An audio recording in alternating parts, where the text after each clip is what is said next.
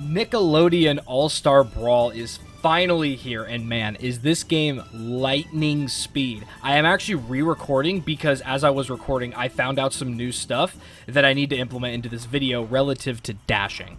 So this video is going to be all about dashing, how to take your dashing in this game to the next level. So there's going to be 4 main points that I'll talk about throughout this video, but let's start off with the first one. The first thing we're going to talk about is just dashing in general. What is it? How do you do it?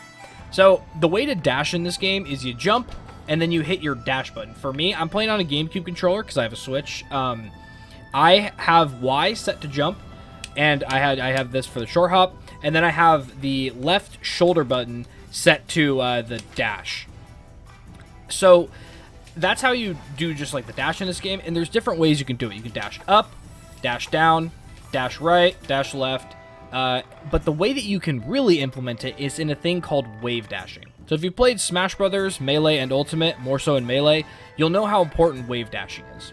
So what you do is you short hop, and basically right after you do it insanely quick, you have to dash down, diagonally towards the way you want to go.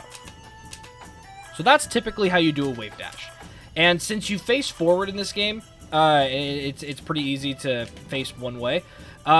You can wave dash backwards and still face this way.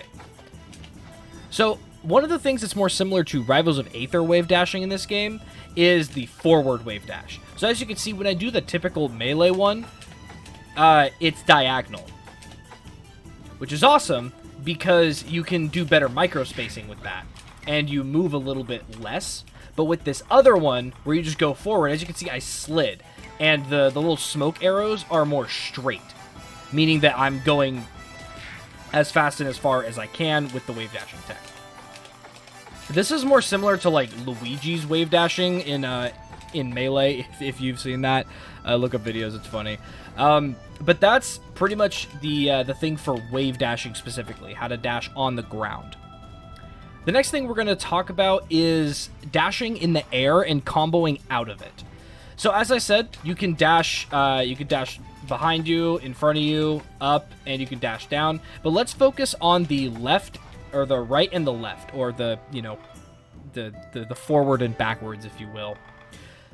So since you're able to act out of these dashes, what you can do, especially with Korra, is you can go, and I did that wrong, and then you can land on your opponent with an up light. You could probably even land with an up strong, but that's more for reads possibly, or like a tech situation. But most of the time, going for light is a safer bet because you can get better combos off of it. And you can even do like light down, not die, not how I did. You can even do light down. You can even get light neutral. You just have to make sure that you're reading your opponent, where they're going and where they're DIing and where they're falling. But this is a way that you can do that. And as you can see, it opens up the door for a lot of possibilities for combos. And it's really nice because wave dashing is great if you know where your opponent's going to go. So like in tech situations, it's really good for that. But in the air, you can jump out of it and then you can just outmove your opponent. So, like, if they don't know where you're going, you can just do a lot of things that are going to make them question where exactly you're going. And then you could just land on them with something, land, hit a move, and then start a combo from there. Because Korra really likes to land with up light and down light. Those are, I wouldn't say her best, just because I don't know the meta of her yet. But so far, these are the ones that I like to use because you can get some pretty good combos out of it. And it's very reminiscent of Ultimate with its sort of like falling aerials meta. So that's a nice thing to do and pretty good for day one. The next thing I'm going to talk about is a little bit of a unique application with the downward dash. So there's 2 different things that you can do with this relative to attacking and comboing. So as you see, if you just do this, there's not really a use for that, apart from if you're diagonal, then you can go forward. You can outplay your opponent, make them think you're doing something more complicated. But if you full hop, as you can see, you go down straight fast to the ground. If you double jump, obviously it's a bit slower because, you know, more frames, but you still go down really fast. So something that you can do with this is if you dash down and then quickly implement a move, you can hit small characters. For Patrick, it doesn't really matter because he's pretty big. But, like, against Lincoln Loud or maybe even Oblina, some of the smaller characters, this is going to be crucial for implementing into your combos, because you're going to be able to hit them, especially with Korra's down or up light. I'm going to forget these names a lot. You can do that, and then you can combo into something, and then possibly even string it together with the ones that we talked about earlier. Something else you can do with it, that's dashing down first, then implementing a move, which is very quick, especially if they like to play more grounded. But something else that you can do is you can do your move and then dash. So this is similar to fast falling in Ultimate or in just Smash in general, but there's no fast falling in this game. See, I'm just falling naturally, and then I'm trying to hit down. There's no fast falling. The way you fast fall is dashing down. So this is similar to sort of fast fall aerials in Ultimate, where you have to hit the move first and then dash down. And this is great because for moves like Korra's downlight, you can see it has a pretty sizable hitbox. And sort of when you're in the air and then you fast fall down, or dash down in this instance, it shifts the hitbox a little bit, if that makes sense, to where it's up here and then now it's down here. So you don't have to like time a short hop and then hit it. It's just kind of like boom. And this is great. However, you can't hit certain moves. So, for example, if you try to do Korra's uplight, it doesn't hit Patrick. It might be able to hit, like, Reptar or Powder Toast Man. Downlight is really good for this. So this is more of a use at your own discretion if the move will work for you.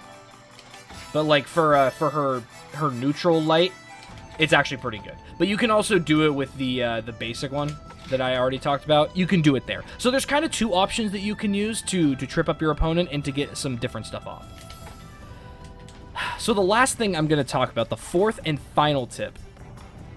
This one is going to really up your game and up the meta of this game. So in Rivals of Aether, there was this feature. I didn't play the game all that much, so I can't remember exactly. But when you hit, it's like hit stun dropping. When you hit an opponent, you can fast fall down in order to extend your combos and go faster and get more hits off while they're still in hit stun. There's something kind of similar in this game. I'm not going to try to attempt it in combos because I'm not that good at it. But basically, if you do these moves, like you're trying to string up airs together, you can certainly do it. But that's dependent on the opponent just staying there and you being able to hit them all the time. So what you can do is, just like how I said with dashing down to land on an opponent with combos, you can do that after hitting someone in the air. So you can do this. So you can possibly like string together some form of a combo and then dash down and hit them all the more from that. And this is going to be accelerating gameplay to an unhealthy amount, to be completely honest, with how fast you're going to be able to move. Because you can just do any move, and you can just dash straight down and continue it. And the good thing about that is you don't even have to dash, dash specifically down, depending on where you are on the stage. If you hit a move, you can still dash away. It's just the down one is way faster. It comes out the fastest. So, like, you could technically hit a move and then dash away. But it's not as fast as dashing straight down. So, being sure that you understand this and implement this into your combos. Like, if there's a combo string that you know that you're like, oh, let me do this. And then you're using a lot of sort of rising aerials. Or falling ones, try implementing dashing down, and you might be able to get a lot more. I mean, just look at this.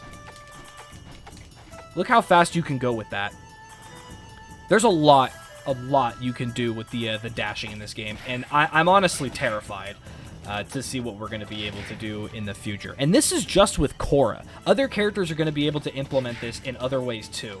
So be on the lookout, test it out with your character, and if you play Korra, try using some of these moves in your own combos, or even just general movement, because the movement in this game is absolutely insane. I can't wait to understand the mechanics more, and to be able to truly get a hold of what this game has to offer competitively. That's going to be all for this video. I hope these 4 tips helped you out in just understanding this game, figuring out how the dashes work, and figuring out how you can implement them into your own game. But that'll be all for this video today. Thank you all for stopping by. Sub to the channel. I plan on doing more Nickelodeon All-Star Brawl content. You got to get that Avatar gang rising up, so feel free to sub, and I will catch you all in the next video.